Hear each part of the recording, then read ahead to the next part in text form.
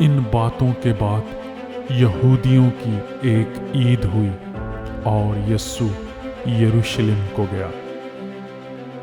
یروشلم میں بھیڑ دروازہ کے پاس ایک حوض ہے جو عبرانی میں بیت حسدہ کہلاتا ہے، اور اس کے 5 برآمدیں ہیں۔ ان میں بہت سے بیمار اور اندھے اور لنگڑے اور پزمدہ لوگ جو پانی کے ہلنے کے منتظر ہو کر پڑے تھے، کیونکہ وقت پر خداوند کا فرشتہ حوض پر اتر کر پانی ہلایا کرتا تھا۔ پانی ہلتے ہی جو کوئی پہلے اترتا سو شفا پاتا، اس کی جو کچھ بیماری کیوں نہ ہو۔ وہاں ایک شخص تھا جو 38 برس سے بیماری میں مبتلا تھا۔ اس کو یسوع نے پڑا دیکھا اور یہ جان کر کے وہ بڑی مدت سے اس حالت میں ہے، اس سے کہا، کیا تو تندرست ہونا چاہتا ہے؟ اس بیمار نے اسے جواب دیا، اے خداوند، میرے پاس کوئی آدمی نہیں کہ جب پانی ہلایا جائے تو مجھے حوض میں اتار دے، بلکہ میرے پہنچتے پہنچتے دوسرا مجھ سے پہلے اتر پڑتا ہے۔ یسوع نے اس سے کہا، اٹھ اور اپنی چارپائی اٹھا کر چل پھر۔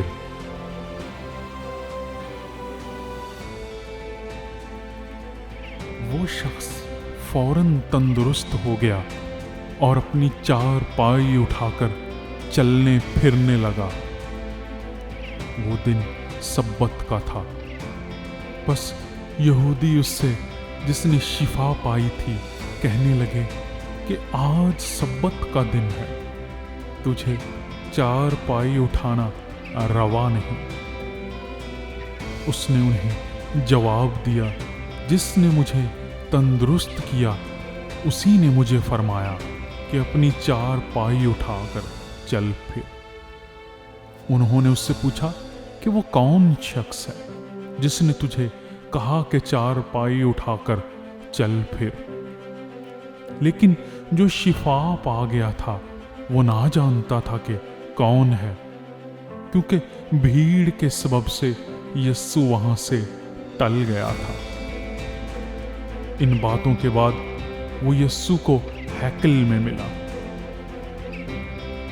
اس نے اس سے کہا، دیکھ، تو تندرست ہو گیا ہے، پھر گناہ نہ کرنا، ایسا نہ ہو کہ تجھ پر اس سے بھی زیادہ آفت آئے۔ اس آدمی نے جا کر یہودیوں کو خبر دی کہ جس نے مجھے تندرست کیا وہ یسوع ہے۔ اس لیے کہ یہودی اسے ستانے لگے، کیونکہ وہ ایسے کام سبت کے دن کرتا تھا۔ لیکن یسوع نے ان سے کہا کہ میرا باپ ابد تک کام کرتا ہے اور میں بھی کام کرتا ہوں۔ اس سبب سے یہودی اور بھی زیادہ اسے قتل کرنے کی کوشش کرنے لگے کہ وہ نہ فقط سبت کا حکم توڑتا بلکہ خدا کو خاص اپنا باپ کہہ کر اپنے آپ کو خدا کے برابر بناتا تھا۔ بس یسوع نے ان سے کہا، میں تم سے سچ کہتا ہوں کہ بیٹا آپ سے کچھ نہیں کر سکتا سوائے اس کے جو باپ کو کرتے دیکھتا ہے، کیونکہ جن کاموں کو وہ کرتا ہے انہیں بیٹا بھی اسی طرح کرتا ہے۔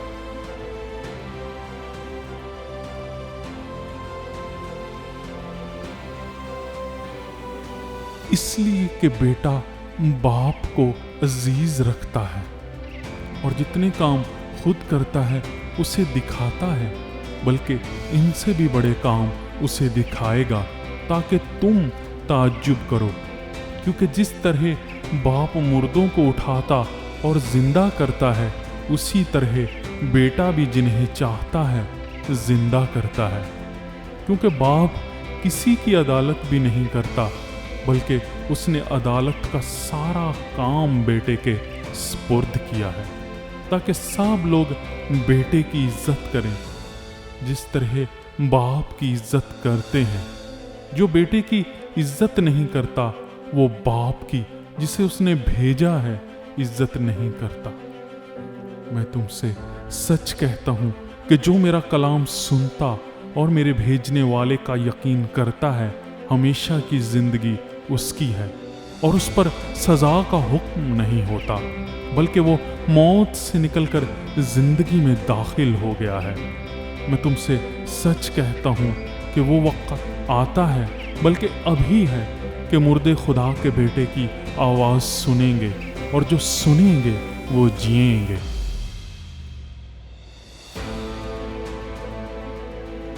क्योंकि जिस तरह बाप अपने आप में जिंदगी रखता है, उसी तरह उसने बेटे को भी ये बख्शा कि अपने आप में जिंदगी रखे, बल्कि उसे अदालत करने का भी इख्तियार बख्शा, इसलिए कि वो आदम ज़ात है। इससे ताज्जुब ना करो, क्योंकि वो वक्त आता है कि जितने कब्रों में हैं उसकी आवाज़ सुनकर निकलेंगे। जिन्होंने नेकी की है जिंदगी की क़यामत के वास्ते, और जिन्होंने बदी की है सज़ा की क़यामत के वास्ते। मैं अपने आप से कुछ नहीं कर सकता, जैसा सुनता हूँ अदालत करता हूँ, और मेरी अदालत रास्त है, क्योंकि मैं अपनी मर्जी नहीं बल्कि अपने भेजने वाले की मर्जी चाहता हूँ। अगर मैं खुद अपनी गवाही दूं तो मेरी गवाही सच्ची नहीं। एक और है जो मेरी गवाही देता है, और मैं जानता हूं कि मेरी गवाही जो वो देता है सच्ची है।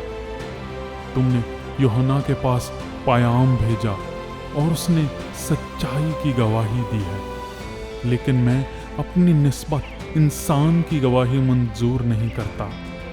तो भी मैं ये बातें इसलिए कहता हूँ कि तुम निजात पाओ। वो जलता और चमकता हुआ चिराग था, और तुमको कुछ अरसा तक उसकी रोशनी में खुश रहना मंजूर हुआ।